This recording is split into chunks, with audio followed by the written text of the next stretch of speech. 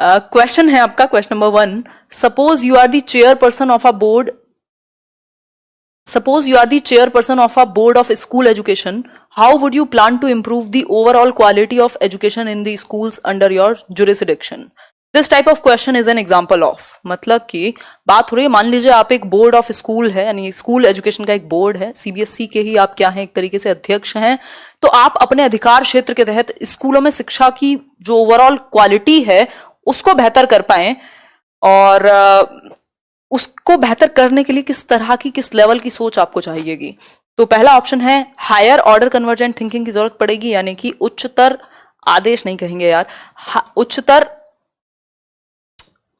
अपसारी सोच, ये इसको थोड़ा सा माफ कीजिएगा, ठीक है, उच्चतर अपसारी सोच, या फिर higher order divergent thinking, lower order convergent thinking, या लोअर ऑर्डर डाइवर्जेंट थिंकिंग। फटाफट से बताइए, आंसर कीजिए। देखो पेपर तो होना ही है, बस लेट हो चाहे जल्दी हो। Thank you Jiya Das. B option, कई लोग ए कह रहे हैं। देखो ए में आपने जल्दीबाजी में पढ़ा है, कन्वर्जेंट जो थिंकिंग है वो कभी भी कुछ नया, कुछ बेहतर, कुछ आउट ऑफ द बॉक्स करने के लिए बेहतर नहीं होती है, यस और नो करने के लिए तो बेहतर है। बट अगर मैं बात करूं यहां ओवरऑल क्वालिटी ऑफ एजुकेशन, तो उसके लिए आपको बहुत सारे अलग अलग ऑप्शंस सोचने पड़ेंगे, अलग अलग दिमाग दौड़ाना पड़ेगा चारों दिशाओं में, और जब चारों दिशाओं में दिमाग दौड़ाना पड़े यानी higher order divergent thinking, multiple solutions आपको सोचने पड़ेंगे। कोई एक सिंगल सॉल्यूशन थोड़ी हो सकता है कि ये लो वैक्सीन आ गई और दे दो। अभी डाइवर्जेंट थिंकिंग चल रही है सबकी कि कैसे निकालें, ठीक है बात। तो आंसर क्या होगा, हायर ऑर्डर डाइवर्जेंट थिंकिंग। ये आपको हर बार अलग तरीके से पूछ लेगा। हॉट्स की कल मैंने बात की थी, हायर ऑर्डर थिंकिंग स्किल्स वाले जो क्वेश्चन होते हैं, ये क्रिएटिविटी, मतलब आप अलग अलग दिशाओं में सोच पाए, गिफ्टेड बच्चों के लिए है ये चीज जो हॉट्स है, ठीक, out of the box thinking कर पाए। हमेशा ध्यान रखेंगे डाइवर्जेंट थिंकिंग रिलेटेड है आपकी out of the box thinking या डाइवर्जेंट थिंकिंग, अपसारी सोच, मल्टीपल सॉल्यूशंस, एक से ज्यादा जो समस्या के समाधान हैं वो आप निकालते हैं अपसारी सोच में, ठीक है। तो जेपी गिलफर्ड ने इन सब की बात की थी, और कन्वर्जेंट थिंकिंग को उन्होंने इंटेलिजेंस से जोड़ा है, ना कि क्रिएटिविटी से। क्वेश्चन नंबर 2 है आपके सामने, Children in primary schools follow which of the following stages as proposed by Lawrence Kohlberg? Lawrence Kohlberg की थियोरी को हमने अभी 2-4-6 दिन पहले एक मैराथन सेशन हुआ था जिसमें प्याजे, वाइगॉस्की और कोहलबर्ग की थियोरीज को हमने डिस्कस किया था। उसमें आप लोगों को सोशल एक्सपीरियंस वाले क्वेश्चन में डाउट है, वो मैंने अभी सही बताया है, पहले वाले जो डिस्कशंस थे उनमें गलती थी, ठीक है। तो उस वीडियो में कोई भी कमी नहीं है। देखिए एक बार, जो प्राथमिक विद्यालय के बच्चे हैं, children in primary schools follow which of the following, कौन सी स्टेज में होंगे जो प्राइमरी स्कूल के बच्चे हैं। हमने बात की थी 9 साल जो आपकी स्टेज है, वो 9 साल तक पहली अवस्था, फिर 13 में दूसरी है, फिर उसके बाद आपकी 16-17 तक तीसरी आ जाएगी। 17 साल से ऊपर तो थे ही नहीं बच्चे, ठीक। तो ये बताइए यहाँ प्राइमरी का बच्चा है यानी फर्स्ट लेवल पे होगा, और 2 स्टेजेस में से कोई एक होगा। तो अगर हम बात करें तो यहाँ 2 स्टेजेस कौन सी होंगी प्राइमरी चाइल्ड के लिए। पहला ऑप्शन है obedience and punishment orientation, individualism and exchange, good interpersonal relationships, social contract and individual rights. और ये ऐप वाला काम और जो इमोशनल लेवल पे थोड़ी सी चीज़ों को सेटल करना है, इसके बाद दूसरे चैनल पर धमाका करेंगे बिल्कुल हिमांशु सिंह वाले पे। तो बहुत सारी चीज़ें एक एक करके सब होगा, है ना। जिंदगी रहनी चाहिए, चीज़ें तो होती रहती हैं। बताइए एक बार, बहुत बढ़िया। आंसर क्या होगा, ओबीडियंस एंड पनिशमेंट ओरिएंटेशन, और कौन सा होगा, individualism and exchange, tit for tat. ये दोनों स्टेजेस हैं आपकी प्राइमरी लेवल की, यानी कि ये आपकी प्री कन्वेंशनल लेवल, पूर्व पारंपरिक स्तर है, जहां बच्चा या तो पनिशमेंट से बचने के लिए पहली स्टेज में कुछ करता है, और दूसरी स्टेज में वो क्या करेगा, उसको बदले में कुछ चाहिए, है ना। टिट फॉर टैट की जो बात थी वो है एक सिंपल सी बात। तो बी एंड ए होगा। ये दोनों जो हैं ये बाद में आते हैं। ये गुड गर्ल ओरिएंटेशन है जो 3rd में आएगा, फिर इसके बाद ये 4th में आ जाएगा, ठीक। ये कुछ स्टेजेस थी कोहलबर्ग की, 6 स्टेजेस, ठीक है बात। और इनको अगर हम ऐसे देखना चाहें कि किस स्टेज में किस एक बेसिस पे बच्चा मॉरलिटी के बेसिस पर, अगर हम बात करें, योर वॉइस, अच्छा ठीक है ओके, नहीं इस चैनल में कोई दिक्कत नहीं है, चैनल ये तो है ही, इसमें ये तो आप लोग का मतलब क्या, इसमें कोई दिक्कत नहीं है, मतलब वहां पे भी आना शुरू होंगे ना, 4-5 महीने से वहां कोई वीडियो आई नहीं है, जबकि मैंने कहा था संडे टू संडे एक वीडियो आनी चाहिए। है ना, वो अलग तरह का चैनल है, ये अलग तरह का चैनल है। कोहलबर्ग्स 6 stages, obedience and punishment. Obedience and punishment, ये जो पहला लेवल है ना, पहला लेवल कौन सा है आपका, प्री कन्वेंशनल, जहां प्राइमरी चाइल्ड है 11 साल तक, ये क्या है, सेल्फ, बच्चा खुद को ही ध्यान में रखता है, मैं पनिशमेंट से बच जाऊं, मेरा क्या इंटरेस्ट है किसी काम को करने में, सेल्फ पे फोकस्ड होगी, जो उसके मॉरलिटी के डिसीजंस होंगे। इसके बाद जो आपका नेक्स्ट है वो है good boy good girl orientation, law and order. ये जो बाकी के दोनों हैं यहां फैमिली पर, क्योंकि गुड बॉय गुड गर्ल कहलाना उसे परिवार वालों से ही पसंद है इस स्टेज में। फिर लॉ एंड ऑर्डर और सोशल कॉन्ट्रैक्ट जो है, ये समुदाय आपका ठीक से काम करता रहे, समाज में चीजें ठीक से चलती रहे, उसके लिए है। उसके बाद फिर आप सबसे ऊपर उठ जाते हैं 6th लेवल पर, ह्यूमैनिटी के लेवल पर, कि भैया ह्यूमैनिटी के लेवल पे गलत नहीं होना चाहिए कुछ भी, चाहे रूल्स के खिलाफ क्यों ना हो। ठीक है जी, आप दे देंगे पार्टी। थैंक यू विवेक। आगे बढ़ते हैं, आप सबसे ही बनता है चैनल, मैं कौन सा अकेले पहाड़ तोड़ूंगी। क्वेश्चन नंबर 3 है, as a teacher you firmly believe in saying no to ragging and bullying. भाई एक टीचर के रूप में आप जो रैगिंग और बुलिंग है, रैगिंग नहीं होती थी पहले, रैगिंग लेते थे कॉलेजेस में जाते थे बच्चे, या बुली करने वाले बच्चे होते हैं कई बार, एक दूसरे आपस में परेशान करना बच्चों को, ठीक, and put up posters and form committees in schools. The young adolescents who join you with strong beliefs are at which of the following stages? मतलब कि आप एक टीचर के रूप में पूरी तरीके से विश्वास रखते हैं, आप पोस्टर्स लगा रहे हैं, इस चीज के खिलाफ खड़े हो गए हैं कि रैगिंग और बुलिंग नहीं होनी चाहिए, चाहे आप मेरी नौकरी छीन लो, कुछ भी हो जाए। तो इस केस में आप कौन सी स्टेज में हैं? और आपको बहुत सारे जो बच्चे हैं वो सपोर्ट कर रहे हैं इस चीज में, बताइए एक बार कौन सी स्टेज में आप हैं? कन्वेंशनल लेवल है, प्री कन्वेंशनल लेवल है, पोस्ट कन्वेंशनल लेवल है, सोशल ऑर्डर मेंटेनिंग लेवल है, बताइए एक बार। अभी कुछ नहीं कह सकते सीटेट को लेके, आंसर कीजिए एग्जैक्टली मिनी मोनिका, बताइए आंसर, रवि आंसर कीजिए। पोस्ट कन्वेंशनल 3rd लेवल है, 3rd लेवल है कि आप लगे हुए हैं कि एक चीज के खिलाफ हैं आप, ठीक है। आगे बढ़ेंगे, सोशल ऑर्डर मेंटेनिंग में तो आप रूल्स को फॉलो करने की बात करते हैं, उससे ऊपर नहीं जाते। क्वेश्चन नंबर 4 है, progressive education is associated with which of the following statements? Progressive education, John dewy की याद आ गई होगी, ना आई हो तो कर लीजिएगा, चाइल्ड सेंटर्ड और प्रोग्रेसिव एजुकेशन को मिला करके 4-5 क्वेश्चन आ जाते हैं आपके हर बार। अगर मैं बात करूं प्रोग्रेसिव एजुकेशन की, यानी प्रगतिशील शिक्षा, लर्निंग बाय डूइंग, एक्टिविटी करके सीखे बच्चा, हैंड्स ऑन एक्सपीरियंस करे, है ना, आप उसको इंडिपेंडेंटली कुछ करने दें, ठीक, लर्निंग फॉर लाइफ कह सकते हैं, एजुकेशन फॉर लाइफ कह सकते हैं। तो पहला ऑप्शन है, teachers are the originators of information and authority, knowledge is generated through direct experience and collaboration, learning proceeds in a straight way with factual gathering and skill mastery, या फिर examination is non referenced and external. क्या कहना चाहते हैं बताइए एक बार। B D mixed answer दे रहे हैं आप लोग, देखिए एक बार, आंसर होगा knowledge is generated through direct experience and collaboration. बच्चा ग्रुप्स में सीखे, कोलैब करके, कोऑपरेट करके, एक दूसरे का सहयोग करके, और हैंड्स ऑन एक्सपीरियंस, मतलब वो खुद अनुभव करके सीखे, लर्निंग बाय डूइंग होनी चाहिए, एक्टिविटी करके वो सीखे, कोऑपरेट करे, कुछ एक्सपेरिमेंट करे, ठीक। तो बी ऑप्शन है, यानी बाल केंद्रित शिक्षण की वकालत करते हैं। क्लियर हो गई बात? आगे बढ़ते हैं नेक्स्ट क्वेश्चन की तरफ। नेक्स्ट क्वेश्चन देख लेते हैं क्या कहता है। In context of theory of multiple intelligences which one of the following intelligences is required for an air force pilot? अच्छा क्वेश्चन है, एयरफोर्स पायलट के लिए कौन सी प्रकार की बुद्धि चाहिए होगी यदि आप हार्वर्ड गार्डनर के बहुबुद्धि सिद्धांत को फॉलो करते हैं? 1 नंबर का क्वेश्चन, सबसे आसान क्वेश्चन रहता है, बताइए एक बार। इंटरपर्सनल इंटेलिजेंस, लिंग्विस्टिक, काइंस्थेटिक या इंट्रापर्सनल? आंसर कीजिए, फिर आगे बढ़ेंगे। कोई बात नहीं अंजलि जी, कोई बात नहीं विभा।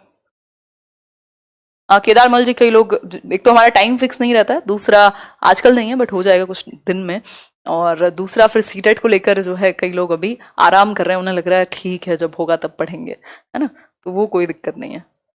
बताइए एक बार, सी ऑप्शन, काइंस्थेटिक, ठीक है, काइंस्थेटिक। काइंस्थेटिक मतलब बॉडीली काइंस्थेटिक भी इसको हम कहते हैं, गत्यात्मक बुद्धि, फिजिकली जो बॉडी हैंड मूवमेंट है, आई हैंड कोऑर्डिनेशन है, वो अच्छा होना चाहिए, और आप फिट भी होने चाहिए ना, ऐसे बिल्कुल आपकी जो बॉडी है वो परफेक्टली काम करे, है ना, अदरवाइज तो आपको मेडिकल में ही निकाल दिया जाएगा बहुत सारी चीजें जो है। तो काइंस्थेटिक इंटेलिजेंस की बात होगी। इंटरपर्सनल तो आपस में एक दूसरे को समझने के लिए चाहिए, लिंग्विस्टिक आपकी भाषा पर पकड़ हो, इंट्रापर्सनल आप खुद को बहुत अच्छे से जानते हो। अगर यहाँ इसकी जगह ऑप्शन आपको स्पेशल भी दे सकता है तो इन केस उसको भी हम कह सकते हैं, बट अगर बेस्ट आंसर की तरफ जाएंगे तो काइंस्थेटिक होगा, है ना, क्योंकि काइंस्थेटिक की तो सबसे ज्यादा जरूरत है। अगर बॉडीली मूवमेंट अच्छे नहीं है तो स्पेस की कितनी भी अच्छी समझ हो फिर भी काम चलेगा नहीं ना, ठीक। तो ये एक छोटी सी बात है। आगे बढ़ेंगे नेक्स्ट पॉइंट पर। कुछ ये इनके इंटेलिजेंस के टाइप हैं जिनको हम आज समझने वाले हैं, ठीक। लास्ट में समझेंगे इंटरपर्सनल और इंट्रापर्सनल, चलो समझ ही लेते हैं। देखो इंटरपर्सनल होता है जब आप खुद इतने एबल हैं कि आप लोगों को देखकर उनसे बात कर कर अच्छा सोशलाइज कर लेते हैं, उनके इमोशंस, उनका थॉट प्रोसेस, उनकी बॉडी लैंग्वेज, बहुत सारी चीजों को समझ लेते हैं अच्छे से। और इंट्रापर्सनल होता है जब आप खुद के इमोशंस, खुद की फीलिंग्स, खुद को कितने बेहतर से जान पाते हैं, ठीक है। तो ये होगा आपका फिलोसोफर्स वगैरह में। और ये इंटरपर्सनल चाहे वो आपके साइकोलॉजिस्ट हो, काउंसलर हो, या अगर मैं बात करूं आपके इवन टीचर्स तक में, जो एक दूसरे के साथ इंटरेक्शन में अच्छे होते हैं, लोगों को समझने में अच्छे होते हैं, ठीक। तो ये एक छोटी सी बात है। एग्जाम पोस्टपोन हो गया है, योगेंद्र जी कह रहे हैं। कोई ना कोई आता ही है ना हर रोज मजे लेने, खैर कोई बात नहीं, अभी देखेंगे। Retrieving hidden objects is an evidence that infants have begun to master which of the following cognitive functions. मतलब की बात हो रही है कि छिपी हुई वस्तुओं को पुनः प्राप्त करना, यानी हिडन ऑब्जेक्ट्स को रिट्रीव करना, उनको ढूंढना, किस एक स्टेज में शुरू हो जाता है और ये क्या कहलाएगा, ये कौन सा कॉग्निटिव फंक्शन है। स्टेज तो चलो मैं पूछ लेती हूँ आपसे एक्स्ट्रा में, बट सिंपल पूछा है कि हिडन ऑब्जेक्ट्स को, छिपी हुई वस्तुओं को पुनः प्राप्त करना कौन सा एक संज्ञानात्मक प्रकार्य है, यानी फंक्शन है। तो 4 ऑप्शंस हैं, international behaviour, object permanence, problem solving या एक्सपेरिमेंटेशन। ये तो बता दोगे, ये तो एक नंबर का बड़ा फेवरेट सा क्वेश्चन है। देखो अभी किसी को नहीं पता एग्जाम कब होगा, नो वन नोज, तो आराम से बैठ के तैयारी ही कर लो, अभी तो वही अच्छा है। अभी कोई न्यूज नहीं है, देखो यहाँ तो वेबसाइट पर कोई भी न्यूज नहीं है। बी ऑप्शन ऑब्जेक्ट परमानेंस, और ये शुरू कब हो जाता है, ये सेंसरी मोटर में, चाहे कहीं दुनिया के कहीं भी लिखा हो, ये बिल्कुल सिंपल सी बात है, सेंसरी मोटर में स्टार्ट हो जाता है ऑब्जेक्ट परमानेंस आना 10 महीने 8 महीने के बाद ही शुरू हो जाएगा। यानी बच्चा ये समझने लगेगा, मैं एग्जाम्पल भी दिखा देती हूँ, बच्चा ये समझने लगेगा जैसे वो ताव वाला खेल नहीं होता था बचपन में, जैसे माँ ने हाथ लगाया और ऐसे छिप गई और फिर उसके बाद हाथ हटाती थी तो बच्चा हंसता था, मतलब उसको लगता था हाथ लगाया तो माँ यहाँ एग्जिस्ट नहीं करती, अगर हटाया तो एकदम से खुश होगा, वाओ फिर से दिखी, है ना। तो अब आप इस खेल पे खुश नहीं होंगे क्योंकि आपके अंदर ऑब्जेक्ट परमानेंस डेवलप हो चुकी है, ठीक। तो ये है, ये आप देख रहे हैं, इसकी मदर है और ये खुश है काफी ज्यादा, इसको टॉय को छिपा दिया जाएगा और फिर भी ये ढूंढता है, तो हम कह सकते हैं ऑब्जेक्ट परमानेंट हो गया दिमाग में, यानी out of sight out of mind नहीं होगा। Out of sight out of mind यदि होता है, जो दिखे out of sight out of mind अगर हुआ तो दैट मीन्स ऑब्जेक्ट परमानेंट नहीं आया है अभी, ठीक है, ऑब्जेक्ट परमानेंस नहीं आया है यदि out of sight out of mind हुआ तो। नाम ले लिया कपिल आपका, ठीक है।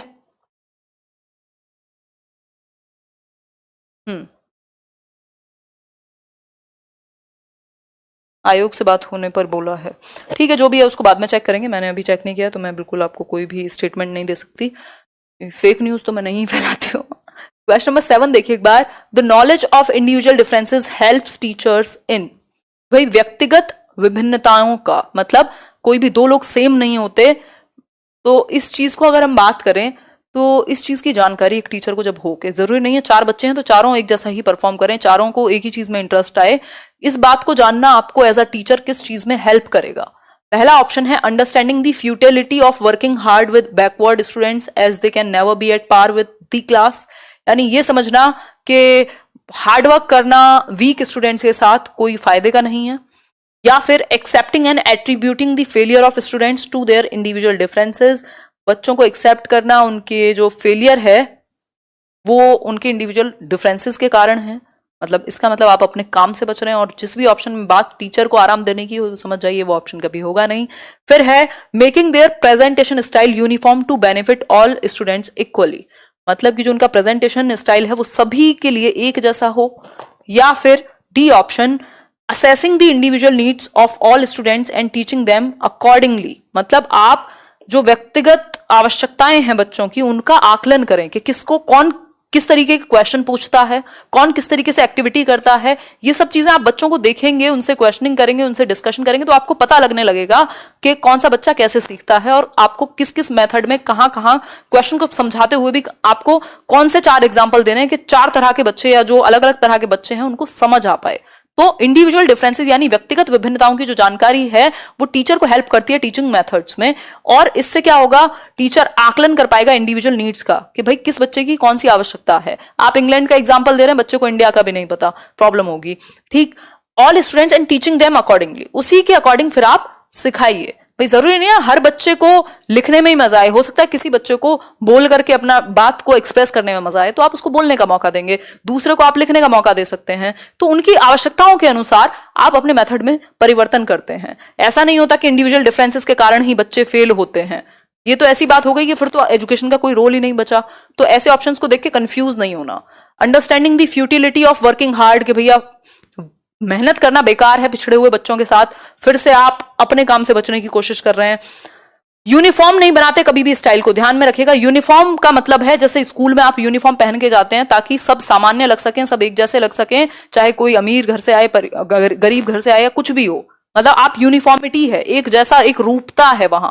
लेकिन आपके मेथड में यदि यूनिफॉर्मिटी हो गई तो फिर इसका मतलब होगा आप एक डंडे से हाँक रहे हैं सबको, और आपको इंडिविजुअल नीड्स का ध्यान रखना होता है, यूनिफॉर्मिटी का नहीं, इंडिविजुअल डिफरेंसेस का।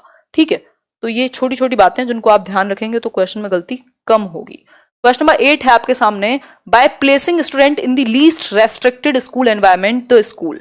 लीस्ट रेस्ट्रिक्टेड स्कूल एनवायरमेंट, ध्यान से पढ़िएगा क्वेश्चन।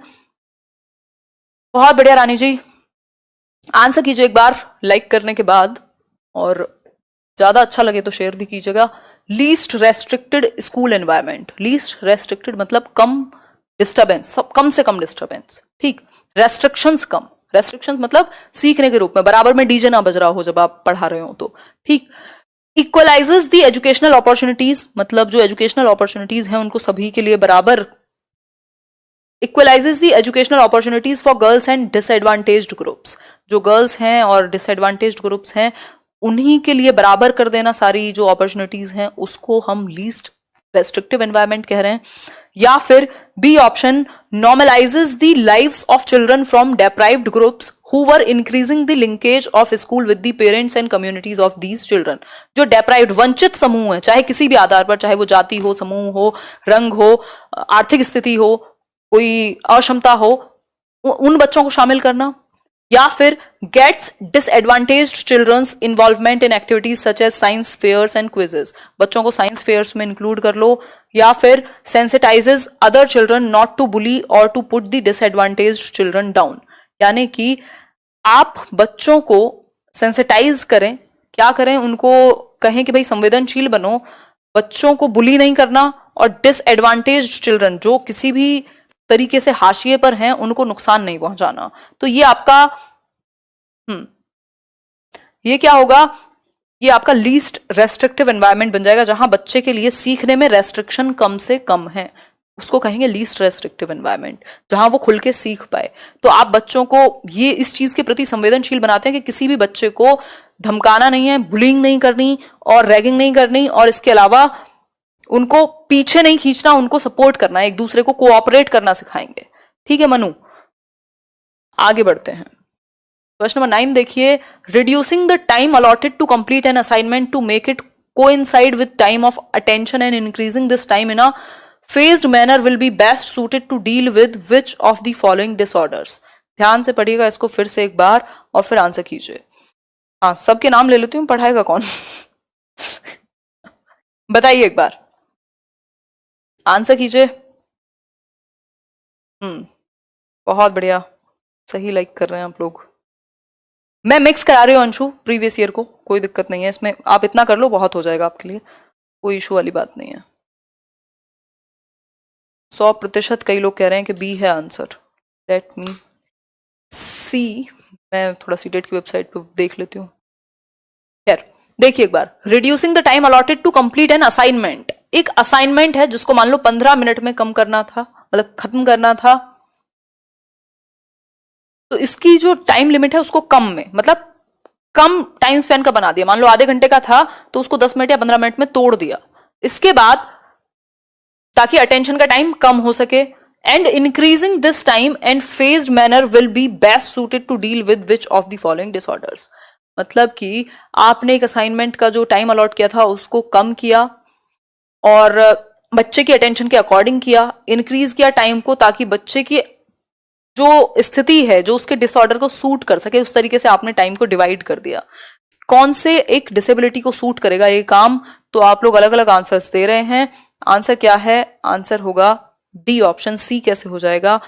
टी है एडीएचडी कहते हैं इसको, attention deficit hyper activity disorder, अति सक्रियता विकार भी कह सकते हो। बच्चा हाइपर एक्टिव होता है, एक जगह टिक करके रुक नहीं पाता, इसीलिए जो बहुत लंबा टाइम स्पेन का काम है वो नहीं देते हम, क्योंकि वो ज्यादा देर टिक के बैठ ही नहीं पाएगा। तो जो काम है उसको कम कम समय के अंतराल में तोड़ दिया जाता है, इंटरवल्स में तोड़ दिया जाता है, उसको अच्छे से चीजें समझाई जाती हैं, रिवॉर्ड्स दिए जाते हैं बीच बीच में। आप ऐसी चीजें कराओगे जो इंटरेस्टिंग हो, जिससे वो उसकी जो अटेंशन स्पैन है ना, वो एक चीज पे थोड़ा धीरे धीरे धीरे करके उसकी अटेंशन बढ़ पाए, क्योंकि वो ज्यादा देर तक एक चीज पे अटेंटिव होकर के नहीं बैठ सकता, उछलता कूदता रहेगा क्लास में, कुछ ना कुछ उसका जो ध्यान है वो इधर उधर भटकता रहता है। ठीक, तो ये एडीएचडी है, attention deficit hyper activity disorder. बच्चा बहुत ज्यादा हाइपर एक्टिव होता है, हद से ज्यादा, और अटेंशन उसकी एक जगह पर टिकती नहीं है, इसीलिए अटेंशन डेफिसिट कहा है। ठीक है बात, तो ये छोटी सी बात है। क्वेश्चन में अच्छे ही लेकर के चल रही हूँ आजकल। चलिए आगे बढ़ते हैं। क्वेश्चन नंबर 10 देखिए, which of the following approaches suggest interaction of the child with the people around him and with social institutions to deal with disruptive behaviour disorder. अच्छा सा क्वेश्चन है। इनमें से कौन सी एक अप्रोच है जो सजेस्ट करेगी कि बच्चे का जो इंटरेक्शन है लोगों के साथ, उसके आसपास के सोशल इंस्टीट्यूशंस के साथ, उनके साथ मिलकर डिसरप्टिव बिहेवियर को डील किया जा सकता है। फिर से पढ़ते हैं। Which of the following approaches suggests interaction of the child with the people around him and with social institutions to deal with disruptive behavior disorder? भाई एक व्यवहार में कुछ प्रॉब्लम है, विघटनकारी व्यवहार है बच्चे का। ठीक, अगर मैं बात करूं यहां, एक मिनट रुको।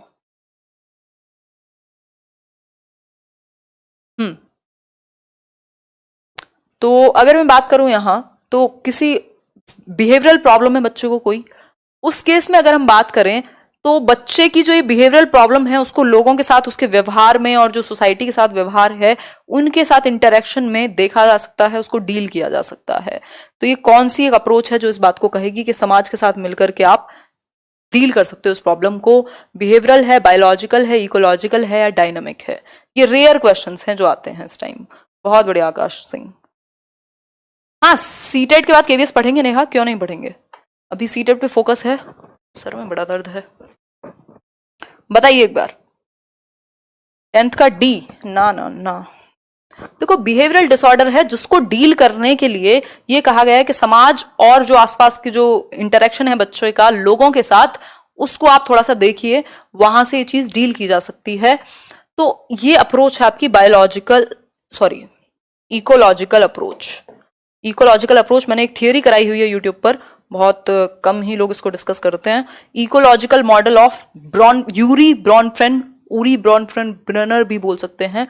तो ब्रॉनफ्रेंड ब्रेनर की जो थियरी है वो कहती है कि बच्चे का जो पूरा समाज के साथ इंटरेक्शन है वो उसके व्यवहार को, जो पेरेंट टीचर मीटिंग होती है वो इसी के अंदर आती है।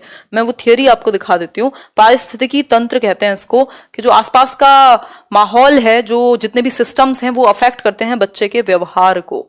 ठीक है, जैसे कोरोना अफेक्ट करेगा आपके व्यवहार को कुछ टाइम में, लॉन्ग टर्म में। ठीक, तो अगर हम देखें यहाँ तो उन्होंने 5 सिस्टम्स की मेनली बात की है। इसमें है एक इंडिविजुअल है जो सेंटर में है। इंडिविजुअल कौन है? वो बच्चा। ये इस मॉडल के, इकोलॉजिकल मॉडल के सेंटर में है। उस थियरी को सर्च करके पढ़ लीजिएगा जो भी नए लोग हैं। ठीक, ये इंडिविजुअल क्या है? चाइल्ड सेंटर में है। ठीक, इसके बाहर एक सिस्टम है जिसको माइक्रो सिस्टम कहेंगे, जहां इसका पीयर ग्रुप, जो इसके दोस्त हैं गली मोहल्ले आस पड़ोस के, इसका परिवार और इसके सिबलिंग्स जो भी हैं, मतलब आसपास का माहौल। ठीक, बच्चे का इंटरेक्शन है इसमें। ठीक, अब आएगा इसके बाद फिर एक्सो सिस्टम आ जाता है। इसके बाद मैक्रो भी आता है जहां वो स्कूल जाएगा, है ना। फिर उसके बाद एक्सो आता है, जो इंटरेक्शन है पेरेंट्स का, वर्क, जो उनकी फैमिली है, एक्सटेंडेड फैमिली मेंबर्स हैं, वो सब आ जाते हैं। फिर मैक्रो सिस्टम आता है जो अपने आप में बड़ा ही है। तो ये सारी चीजें इस तरीके से चलती हैं। एक्सो सिस्टम में इंटरेक्ट करते हैं परिवार वाले, यानी जो पीटीएम है आपकी वो वहीं आएगी। ठीक, तो ये क्वेश्चन रेयरली आता है, बट अगर आप पढ़ना चाहें तो पढ़ लीजिए, कोई दिक्कत नहीं है इस थियोरी को पढ़ने में। सर्च कर लीजिएगा, हिमांशु सिंह लिख के आगे आ जाएगा। ठीक, आगे बढ़ेंगे। क्वेश्चन नंबर 11 है, आज सिर्फ 13 क्वेश्चंस करेंगे, क्वेश्चन अच्छे हैं, एक्सप्लेनेशन में टाइम लग रहा है। A class 7th student makes errors in mathematics as a teacher you would. एक कक्षा 7 का विद्यार्थी है, 7, ठीक, 7th का, वो गलतियां करता है मैथ्स में, एरर्स करता है, आप क्या करेंगे एक शिक्षक के रूप में? 4 ऑप्शंस हैं, हिंदी वाले पहले पढ़ लीजिए। Take my name. हाँ, धन्यवाद कपिल मधु जी, बताइए एक बार। Provide the student the correct answer, सही आंसर बता देंगे उसको। Allow the student to use calculator, कहेंगे लो बेटा कैलकुलेटर यूज कर लो, फोन ले आया करो घर से, खेल भी लिया करो थोड़ी देर पबजी। या फिर ask the student to use alternative method or redo it to find out errors on his or her own. या फिर show the student where the errors were made and ask the student to redo it. बताइए एक बार क्या कहेंगे आप, क्या best रहेगा? अब मुझे पता है आप लोग ए बी ऑप्शन तो हटा दोगे कि ऐसा नहीं होता, आप सीधे आंसर नहीं बताते, बच्चे को मौका देंगे करने का, लेकिन सी सही होगा या डी सही होगा? कहीं यूज नहीं होते जी, बस आप क्वालिफाई कर लीजिए, उतना काफी है, बाकी कोई खास इंपॉर्टेंस नहीं है। प्राइवेट स्कूल वाले थोड़ी बहुत इंपॉर्टेंस दे देंगे सीटेट के मार्क्स को, वो भी अगर आपने इंटरव्यू अच्छा दे दिया तो कोई फर्क नहीं पड़ता। बताइए एक बार,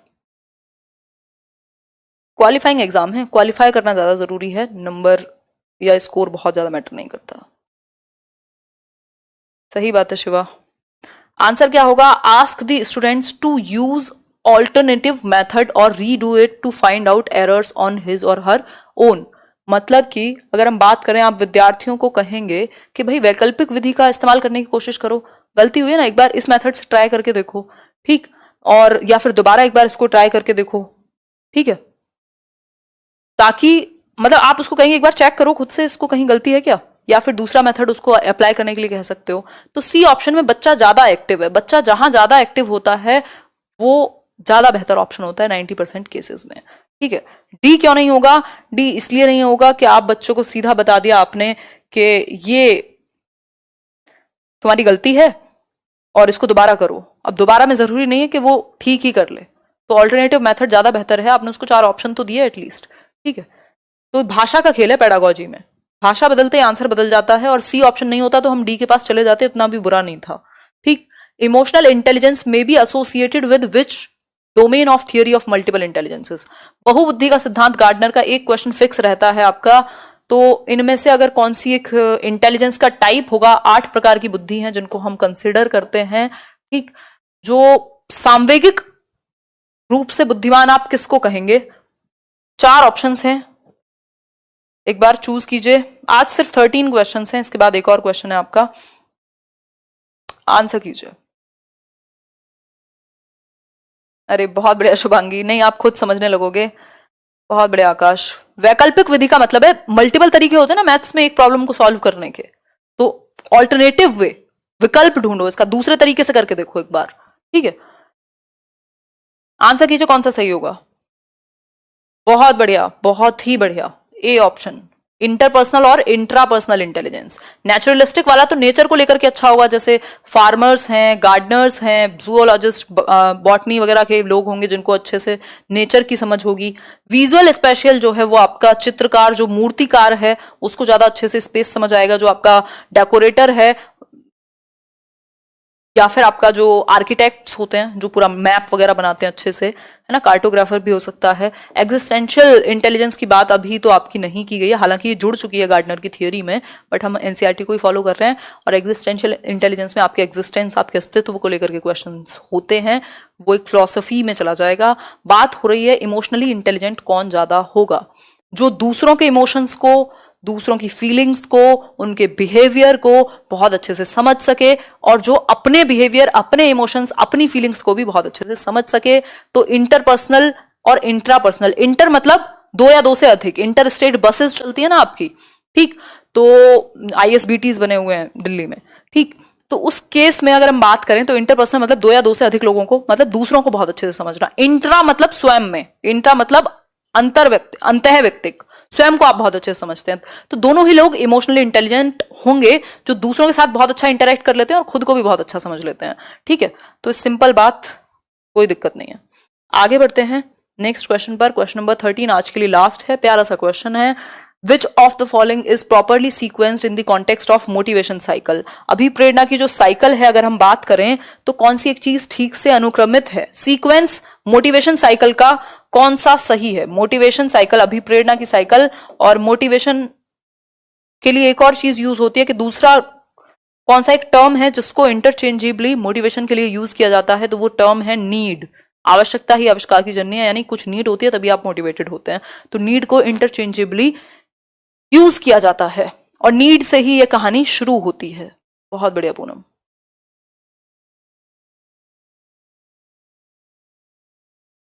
ओ थैंक यू कृति चौरसिया जी, अच्छा लगा आपका कमेंट। आजकल मैं कमेंट्स पढ़ रही हूँ ध्यान से। बताओ एक बार।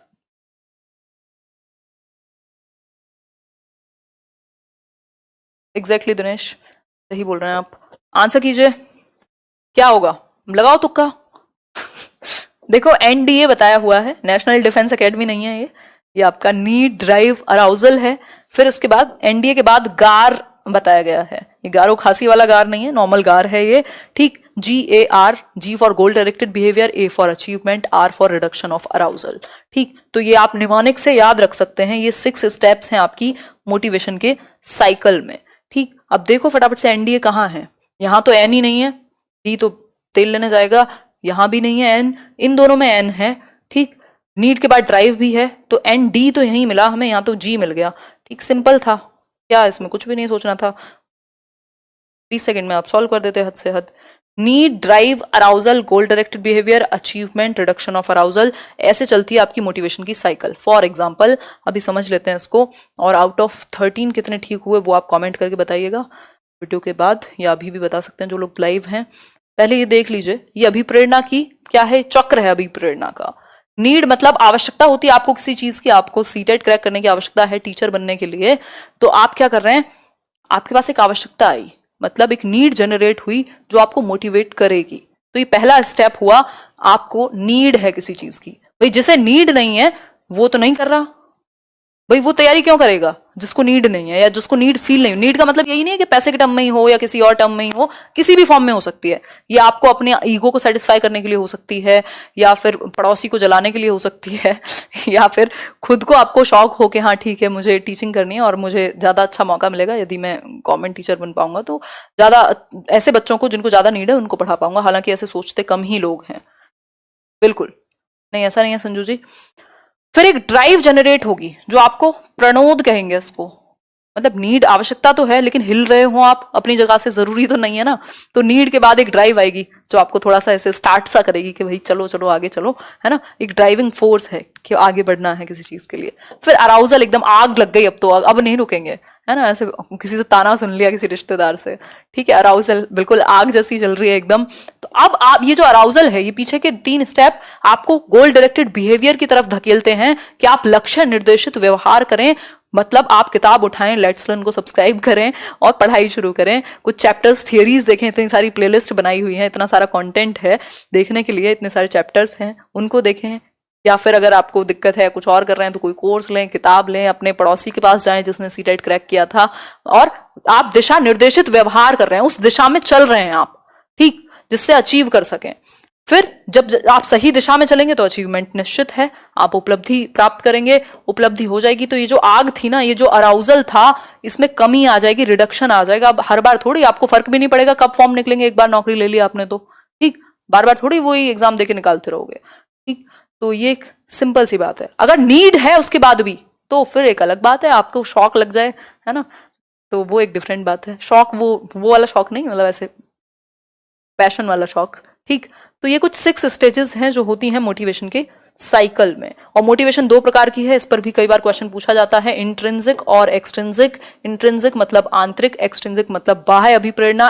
एक्सट्रिंसिक नेगेटिव होती है, इंट्रिंसिक पॉजिटिव है। इंट्रिंसिक का रीजन आपके स्वयं के सेल्फ के पास है, जैसे मुझे अगर पढ़ाने में इंटरेस्ट है तो यहां चाहे 1 लोग देखें, चाहे 4000 देखें, चाहे कल कितने भी देखें, ठीक है, जब ऐसे 1 से शुरू हुआ होगा तब भी डिस्कशन रहा होगा, तो मतलब मुझे इस एक्शन में मजा आता है। और एक डिप्रेशन का बहुत बड़ा रीजन है आज की डेट में, फ्रस्ट्रेशन का, एंग्जाइटी का, कि हम एक्शन में मजा ही नहीं लेते, हमें बाकी चीजों में आने लगता है कि इससे पैसा कितना आ रहा है, इससे लोग कितने देखने आ रहे हैं, मेरा नाम कितना हो रहा है, ये चीजें क्या, इसका इम्पैक्ट क्या पड़ेगा, ये होगा वो होगा। एक टाइम के बाद लोग जैसे जैसे आगे बढ़ते हैं वो बेसिक को छोड़ देते हैं, उन्हें एक्शन में मजा नहीं आता, उन्हें बाकी चीजों में मजा आता है।